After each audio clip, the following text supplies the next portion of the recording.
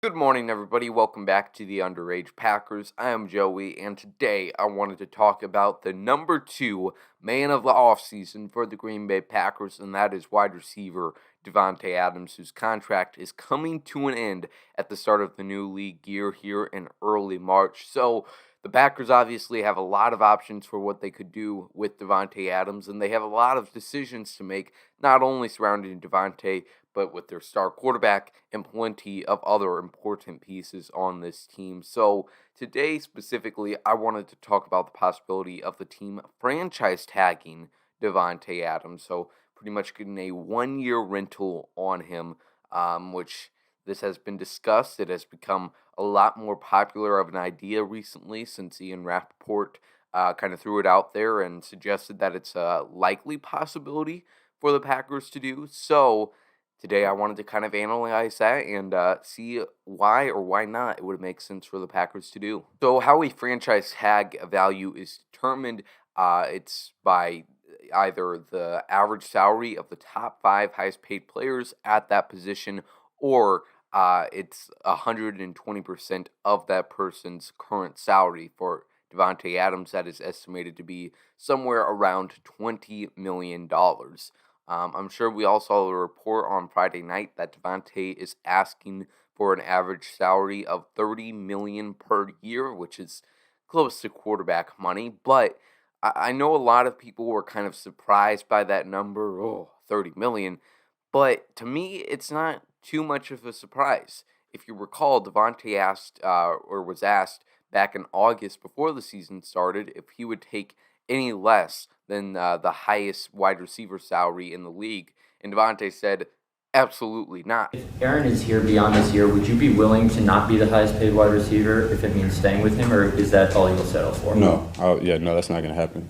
I don't want to. It's not about being a baby, but what other profession do you take less than what you have earned? It's not. That's not how it goes. And the fans may see it different in certain ways, and I'm sure there's a lot of fans that see it the same way that myself, my family, my agent, and most of the league sees it. But I'm not a baby, so I'm not gonna not show up, and I'm not complaining about it. At the end of the day, I'm not poor right now. I'll be okay to get through and go try to win a Super Bowl again. As he should, because from that report of $30 million that he's asking for and answering that question, Devontae's not going to be like, well, I guess I could settle for a little less. These are negotiating tactics, and Devontae is obviously going to say he was wanting a lot of money. He's not going to go out there like Rasul Douglas did just this past week and said, well, I guess I'd be fine with the vet minimum again. He's smart. He's trained by his agent, and he knows how to play the tool of public perception and putting out into the media what he wants. Now, there's a lot of debate on how this highest paid wide receiver salary should be viewed.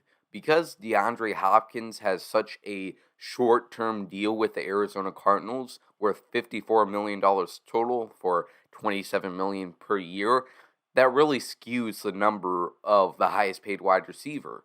There's some people that go with that, and obviously Devontae is going to say $27 million is the low bar. And then there's some people that say the total earnings over the whole contract should be what determines the highest paid player at any position. But like I said, obviously Devontae is going to say the average salary should what be the determining factor when DeAndre Hopkins has that type of contract. So that's why I'm saying asking for $30 million and asking to be the highest paid wide receiver isn't that much of a difference. Now, if the Packers wanted to work out that long-term deal with Devontae, it would have to be a backloaded deal, so not that much money up front. Well, it's obviously going to have to be some money, so they're not paying all of it in 2023 and 2024, but it's going to be mainly backloaded, which gets the Packers into a little bit of a sticky situation. I know Devontae is playing absolutely excellent football. He's the best wide receiver in the league, but he's also 29 years old. So that backloaded deal, you could end up paying Devontae $33 million when he's 32, 33, and who knows at what level he's playing at by that time. So while I'm not saying he's not deserving of that money, or he shouldn't be the number one paid wide receiver in the league. I'm just saying, at 29 years old, 30 million per year, with the situation the Packers are in, it's a difficult scene. Now, I think the Packers' plan of action with Davante also depends on the decision that Aaron Rodgers ends up making. If Aaron Rodgers decides to stay, I almost think Davante wouldn't be too upset about being franchise tagged.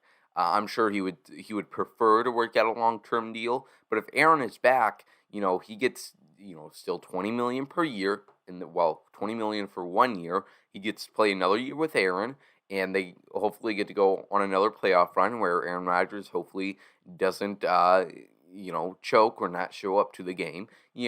Like they get to make another run, one last final dance, no matter how bad the cap situation looks. And then after that, he gets to prove himself again that he's deserving of that number one receiver money. And even though he's 30 years old, he gets to enter the free agency market. Now, if Aaron Rodgers doesn't come back, I don't think this move makes any sense for the Packers to franchise tag Davante Adams. And I definitely think Davante Adams would be happy with them franchise tagging him if Aaron isn't coming back. Because if you're going to spend $20 million on one player when you don't know what you have at quarterback, that's a risky move. Now, the reason I say this is it's not because Matt LaFleur and Brian Gutekunst are looking at it like, well, Aaron's not coming back. Let's not waste money on Davante. We're not making the Super Bowl anyways.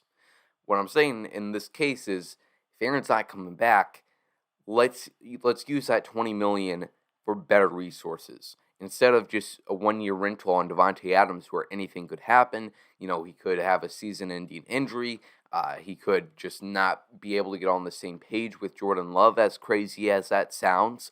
Let's use that $20 million to possibly re-sign guys like Devondre Campbell, Rasul Douglas, Robert Tonyan, maybe Marquez Valdes-Scantling. That $20 million wouldn't cover all of them, but it would be able to help them out in some areas. So that $20 million, I just feel, would be able to use in much better resources. And then in that situation where you have Jordan Love, possibly the best case scenario is you use that $20 million, hopefully re-sign a few of those guys, and they're able to pretty much carry this team no matter how good or bad Jordan Love is.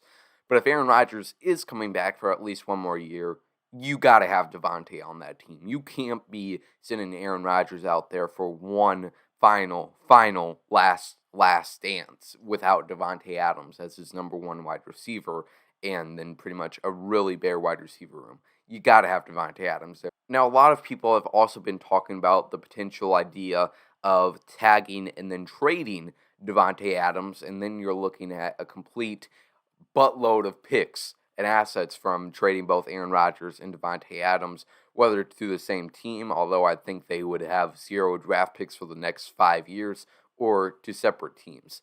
And then Davante and Aaron would probably both work out long-term deals after that trade with said team.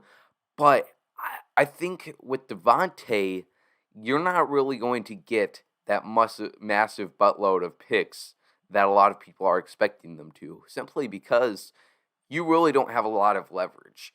It was kind of the same sticky situation the Packers were in last offseason with Aaron Rodgers. If Aaron went out there and said, you're either going to trade me or I'm going to sit on the bench, that loses a lot of leverage for the Packers. I'm sure they would still get quite a bit, but you never really want the whole entire league to know you have to trade him, or you have millions and millions of dollars sitting on your bench.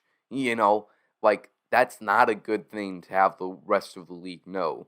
So while they could tag him and then, just look for trade partners, and Davante would still be willing to play for the Packers, although, some players take the franchise tag differently, personally.